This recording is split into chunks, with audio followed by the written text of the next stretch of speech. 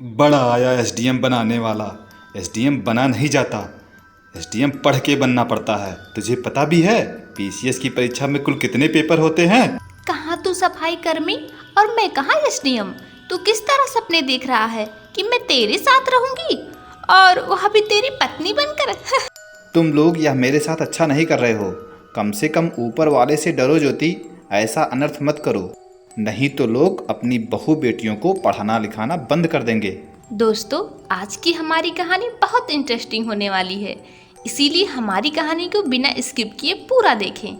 तो आइए देखते हैं हमारी कहानी बेवफा एसडीएम बीबी। ज्योति बिटिया, अब मैं तुम्हारी पढ़ाई का खर्चा नहीं उठा पाऊंगा। और ऊपर से ये बीमारी, देख रही हो ना, लगातार कमजोर होता जा रहा हूँ। पर पिताजी, मेरी पढ़ाई का क्या होगा? मुझे पढ़कर अपने सपने पूरे करने हैं। मैं आगे पढ़ना चाहती हूँ। क्या करूँ बिटिया, मैं असहाय हूँ। अब तू खुद ही देख ले मेरी हालत क्या है। यह सुनकर ज्योति अपने पापा से दूर जाकर कमरे में एक किनारे बैठकर अपने आप को कोसने लगी। हे ऊपर वाले, मेरा क्या कसूर था जो तूने मुझे इतने गरीबी में पैदा किया? मैं पढ़ना चाहती हूँ और मेरे माँ बाप के पास इतने पैसे भी नहीं है कि वो मुझे पढ़ा सके। ज्योति कॉलेज में पढ़ती थी।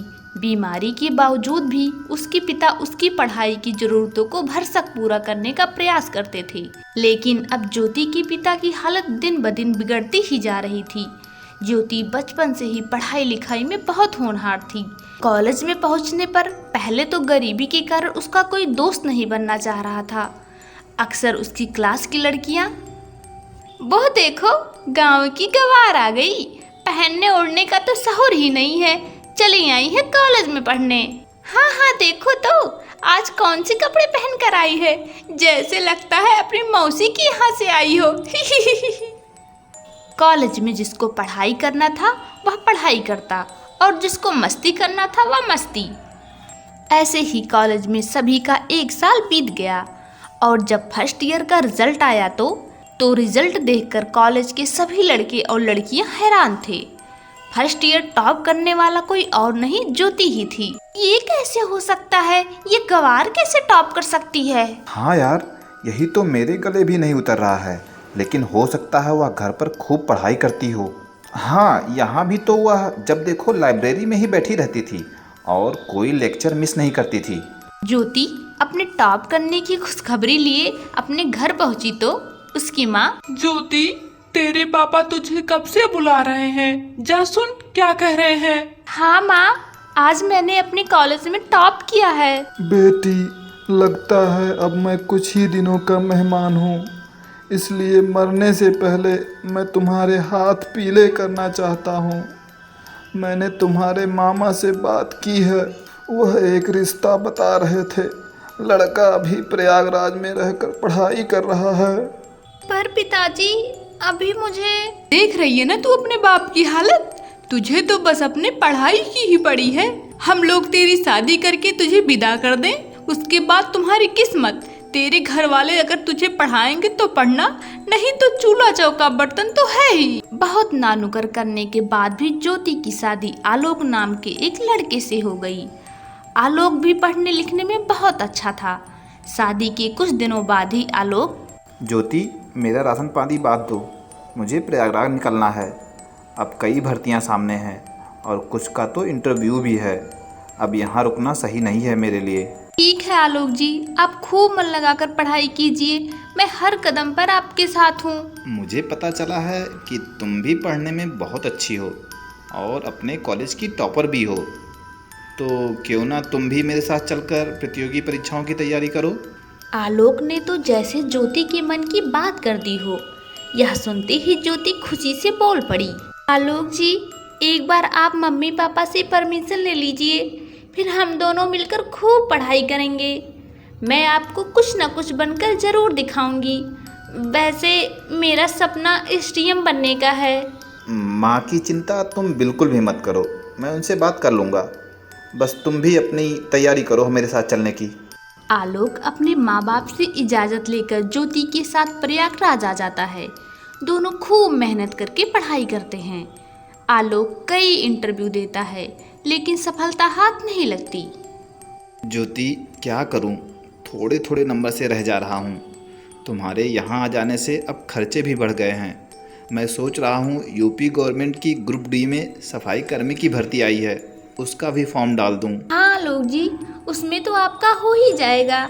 आप यहीं कहीं आसपास पोस्टिंग ले लेना, यहाँ हमें कौन जानता है। गांव में बता दिया जाएगा कि आपको एक अच्छी सरकारी नौकरी मिल गई है। हाँ, तुम ठीक कहती हो। थोड़े पैसे आते रहेंगे तो माँ बाप पे भी भार नहीं पड़ेगा और मैं तुम्हें अच्छे से तैयारी करवा सकूँगा। आलोक ने सफाई कर्मी का फॉर्म डाला और उसका सिलेक्शन भी हो गया। अब आलोक अपने ड्यूटी जाता और ज्योति खूब मन लगाकर अपनी तैयारी करती। एक दिन, आलोक, मैंने पीसीएस की पहली परीक्षा पास कर ली है। दूसरी परीक्षा के लिए मुझे कोचिंग करनी पड़ेगी और कोचिंग की फीस लगभग 80,000 रुपये हैं। ठीक है ज्योति, मैं देखता हूँ, मैं कुछ इंतज़ाम करता हूँ। अभी तो मेरे पास लगभग 20 से 25,000 रुपये पड़े हुए हैं। बाकी के पैसे मैं अपनी नौकरी पर लोन ले लेता हूँ। आलोक किसी तरह कर्जे लेकर ज्योति की कोचिंग की फीस भर देता है। ज्योति की मेहनत रंग लाती है। उसका एसडीएम पद पर सिलेक्शन हो जाता है। आलोक ज्योति को लेकर अपने गांव जाता है, जहां उसके गांव वाले ढोल मजीरा के साथ उसका स्वागत करते हैं। बहू, तुमने तो हमारे गांव का नाम रोशन कर दिया। लो सब लोग मुंह मीठा करो। हाँ हाँ, बहू ने तो हम सब का नाम रोशन कर दिया। ज्योति फूल माला पहने अपने घर में जाती है और अपनी सासू माँ को मिठाई देती हुई कहती है, यह लीजिए माँ जी, मुंह मीठा कीजिए। आज मेरा सपना पूरा हो गया, एसडीएम बन गई मैं। बहू, पहले अपने पति का मुंह मीठा करा। तेरी इस सफलता में तेरे पति का सबसे बड़ा हाथ है। नहीं माँ, यह सब तो ज्योति के मेहनत और लगन का फल है। इसकी सफलता के पीछे इसकी मेहनत है। आलोक जी, मुझे कल ही ज्वाइन करना है। आप मेरे साथ चल रहे हो ना? हाँ हाँ ज्योति, इसमें कोई कहने वाली बात थोड़ी है। कल के लिए मैंने पहले से छुट्टी ले रखी है। तुमको बुलंदशहर ज्वाइन कराकर मैं वापस आ जाऊँगा। नौकरी ज्वाइन करने के बाद ज्योति अपने काम में व्यस्त हो गई। आलोक का ज्योति के पास आना जाना लगा रहता था। यूं ही 3-4 साल निकल गए। इस बीच ज्योति और आलोक की 2 बेटियां पैदा हो गई। सब कुछ अच्छा चल रहा था। अब बड़ी बेटी तनु 6 साल और छोटी बेटी पीहू 4 साल की हो चुकी थी। एक शनिवार शाम जब आलोक ज्योति के पास पहुंचा तो, आलोक, अब तनु स्कूल जाने लायक हो गई है। मैं अपने काम में इतनी व्यस्त रहती हूँ कि इन दोनों का ख्याल ही नहीं रख पाती। क्यों ना तुम इन्हें अपने पास ही रखो। वहाँ तुम्हारे ना रहने पर कम से कम सासू माँ इनका ख्याल रख पाएंगी। हाँ ज्योति, तुम ठीक कह रही हो। मैं इन दोनों को अपने साथ घर ले जाता हूँ और वहीं इनका नाम लिखवा दूंगा। आलोक अपनी दोनों बेटियों को अपने साथ घर ले आता है। इधर ज्योति अब एकदम फ्री हो चुकी थी। पहले तो कुछ दिनों तक ज्योति खुद ब खुद मौका पाकर आलोक और बेटियों से फ़ोन पर बात कर लिया करती थी। लेकिन पिछले 1 महीने से जब आलोक ज्योति को फ़ोन करता तो अक्सर ज्योति का फ़ोन बिजी जाता या फिर फ़ोन ही नहीं उठता। माँ, लगता है आजकल ज्योति पर काम का प्रेशर बहुत ज़्यादा है और वह बिल्कुल अकेली भी है। कल ही उसके पास अचानक पहुंचकर मैं उसको सरप्राइज़ दूंगा और हफ्ते 2 हफ्ते उसके पास रहकर आऊँगा। तब तक तुम तनु और पीहू का ख्याल रखना। दूसरे ही दिन आलोक ज्योति को बिना बताए बुलंदशहर के लिए निकल पड़ा। बस में बैठे बैठे आलोक सोचने लगा, दरवाज़ा खुलते ही जब ज्योति मुझे अचानक अपने सामने देखेगी तो बहुत खुश हो जाएगी।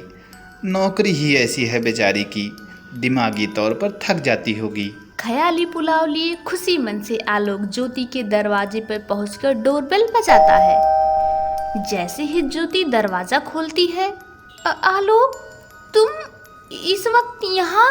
हाँ ज्योति, मुझे मालूम है आज के दिन तुम्हारी छुट्टी होती है और तुम घर पर ही मिलोगी, इसलिए अचानक से तुम्हें सरप्राइज़ देने के लिए मैं तुम्हारे पास आ गया।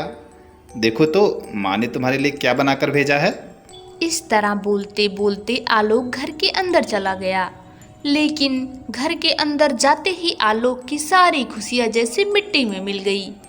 जिस बेडरूम में ज्योति को आलोक के साथ रहना चाहिए था, वहां एक गैर मर्द लेटा हुआ था। उसे देखकर आलोक भड़क उठा। तुम कौन हो और तुम ज्योति के बेडरूम में क्या कर रहे हो? मैं कौन हूँ यह तो तुम ज्योति से पूछो। मतलब ज्योति, तुमने नौकरी की आड़ में मुझसे इतना बड़ा धोखा किया। मैंने तुम्हारे लिए क्या क्या नहीं किया। मेरी ही देन है कि तुम आज इस ओहदे पर हो। तुम चुप भी करो आलोक। जिससे तुम पूछ रहे हो कि वह कौन है, वह तुम्हारी तरह कोई सफाई कर्मचारी नहीं है। वह पुलिस विभाग में एक बहुत बड़ा अधिकारी है। और रही बात सफल होने की, तो वह सब मेरी मेहनत का नतीजा है, समझे तुम? तुझे मालूम भी है पीसीएस बनने के लिए कितने पापड़ बेलने पड़ते हैं? अरे मैं किससे बात कर रहा हूँ?